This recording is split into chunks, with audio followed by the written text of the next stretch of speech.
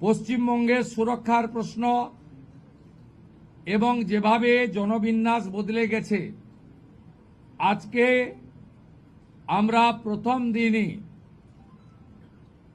আমরা কেন্দ্রীয় স্বরাষ্ট্র দপ্তর তথা বিএসএফ এর সীমান্ত সুরক্ষিত করার জন্য জমি ট্রান্সফার প্রক্রিয়া আমরা আজকে অনুমোদন দিলাম এবং আজ থেকেই ল্যান্ড ট্রান্সফার প্রক্রিয়া শুরু হবে।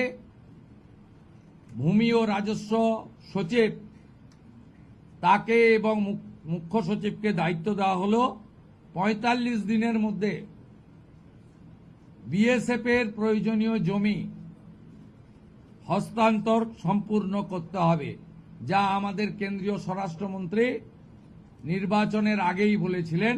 এই কাজটা আজকে প্রথম ক্যাবিনেটে আমরা করলাম।